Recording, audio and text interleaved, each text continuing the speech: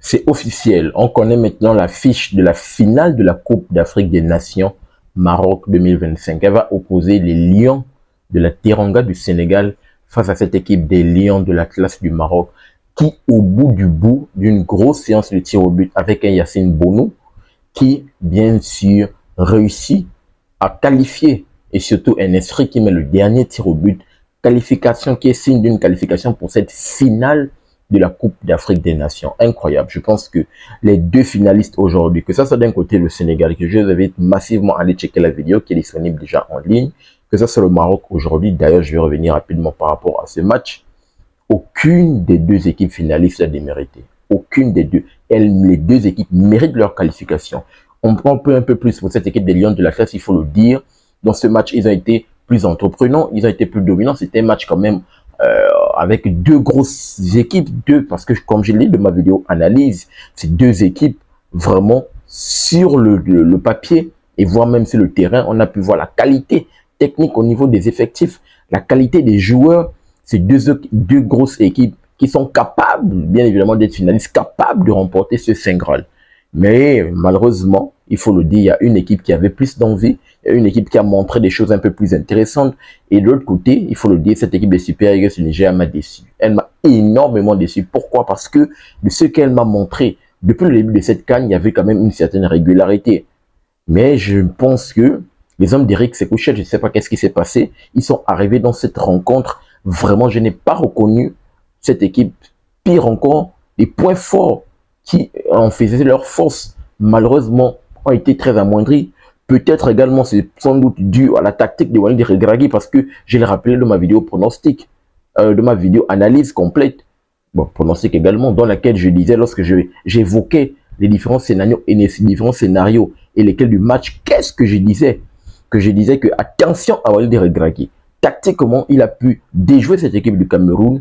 Et je pense qu'aujourd'hui, tactiquement, surtout en première mi-temps, on a pu voir quand même que cette équipe du Maroc a su répondre présent et a complètement déjoué cette équipe du Nigeria. Vraiment, en deuxième mi-temps, ok, les Nigeria quand même ont pu sortir, ont pu essayer de montrer des choses intéressantes, mais sincèrement, en première mi-temps, les Lions de l'Atlas ont su déjouer cette équipe des Super Eagles du Nigeria. S'ils ressortent de cette première mi-temps avec l'avantage en concrétisant leur temps fort, ce n'est pas un scandale parce qu'avec un Saïbari qui va te réaliser un enchaînement incroyable, mais malheureusement, il ne va pas pouvoir accrocher, bien évidemment, les buts de Nouabali. De l'autre côté, également, Brahim Diaz, qui va avoir également l'occasion de pouvoir climatiser. Non, ils vont multiplier les occasions, mais malheureusement, ils vont pas pouvoir accrocher le cadre, ils vont pas pouvoir, pour certains, accrocher le cadre, pour d'autres, pouvoir trouver, bien évidemment, les filets de Nouabali.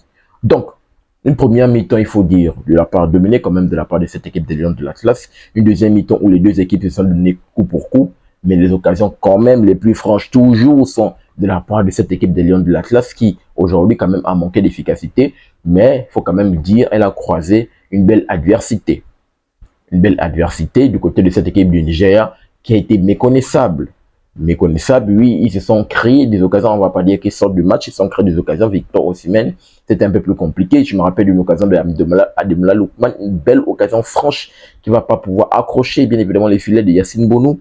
Donc, ça a été vraiment un match compliqué pour cette équipe de Super Eagles du Nigeria qui m'ont tellement déçu, qui m'ont énormément déçu parce que, sincèrement, j'attendais beaucoup d'eux, mais j'attendais beaucoup d'eux au vu justement des toutes récentes performances. Mais sincèrement, depuis le début de la CAN, je n'attendais pas normalement cette équipe de Super Eagles du Nigeria.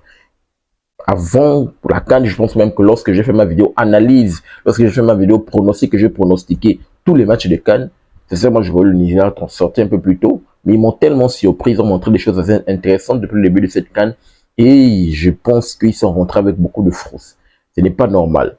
Donc, heureusement que le Maroc, quand même, finit par s'imposer parce que je pense qu'on va revenir rapidement sur l'erreur d'arbitrage là. Peut-être le pénalty non sifflé pour le Maroc.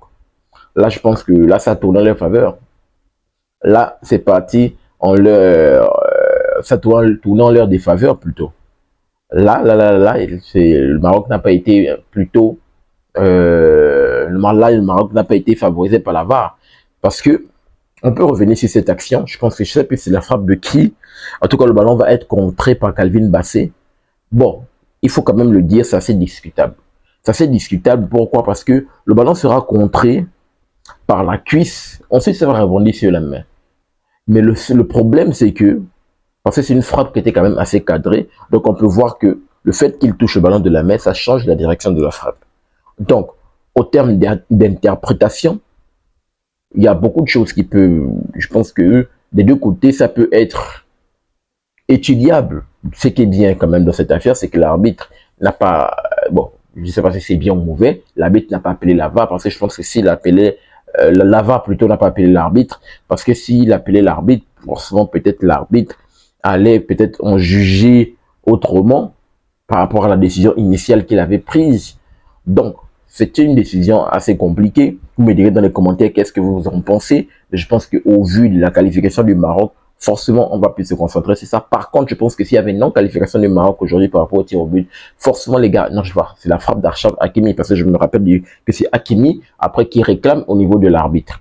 Donc, il doit y avoir réclamation des gars, forcément, pour parler d'arbitrage et tout le reste, sachant que, bien évidemment, ils ont été pointés du doigt par rapport, bien sûr, au fait qu'ils aient été favorisés par l'arbitrage. Donc là, vu que, pour le moment, là, ça allait en leur défaveur. Donc forcément, s'il y avait une non-qualification du Maroc, ça devait beaucoup grandir. Ça, c'est sûr, c'est sûr. Donc, grosse séance de tir au but, il s'impose 4-2. Temps réglementaire, 0 but partout. Je l'avais annoncé dans ma vidéo pronostic. Et mon pronostic, d'ailleurs, s'est réalisé. Parce qu'on a une finale entre, bien sûr, les deux meilleures nations africaines. Le premier au classement FIFA face au deuxième au classement FIFA. C'est incroyable. Je ne sais pas si dans une CAN, on a déjà vu ça. C'est incroyable. Cette CAN du côté du Maroc vraiment a tenu toutes ses promesses. Elle a vraiment tenu toutes ses promesses. Et j'ai vraiment hâte de voir cette finale ce dimanche pour savoir entre Lion de la Teranga du Sénégal et Lion de la Gelasse du Maroc qui va aller chercher cette deuxième étoile, les gars. Qui ira chercher cette deuxième étoile, on verra ce que ça va donner. Donc, si on peut également mettre un accent sur certains joueurs qui n'ont pas été bons, du côté quand même du Maroc, il y a certains joueurs qui ont essayé de répondre présent, et Kalbi également, il essaie de se battre au niveau de l'attaque, c'était un peu plus compliqué, Abdé également essayé, Massina quand même, que j'ai trouvé sur certaines interventions qui étaient impeccables, Massina qui était censé être au point faible, Massina a su quand même montrer des choses assez intéressantes. Donc, du côté de Aquaradam, c'était plus compliqué. Calvin Bassey qui va prendre ce carton jaune très tôt, mais après, il va pouvoir rebondir. Donc, on a une équipe globalement, on a assisté à un match quand même assez intéressant. Un match entre deux grosses nations quand même qui se craignaient, on a pu le constater. Mais plus du côté du Maroc, le plus du côté du Maroc qui était plus entreprenant, bon, plus le Niger qui craignait, mais le Maroc qui quand même était, qui jouait un peu de façon décomplexée et qui avait à cœur, bien évidemment, d'aller chercher cette victoire. Et la victoire, est arrivée au bout, bien évidemment, de cette séance de tir au but. Donnez-moi votre retour dans les commentaires par rapport, bien évidemment, à la qualification de cette équipe des Lions de la Grèce qu'il faut, bien évidemment, féliciter. Une victoire méritée. Et que avez-vous pensé de la performance de cette équipe des Super Eagles Nigeria? Pour ma part, malheureusement, la performance de Naïdja n'a pas été bonne. Certains joueurs que j'ai trouvé très mauvais. Vous me donnez votre avis et vos retours dans les commentaires et j'essaierai de vous le lire. N'oubliez pas de vous abonner, de liker et surtout, activez la cloche de notification pour ne manquer aucune de mes sorties. Peace.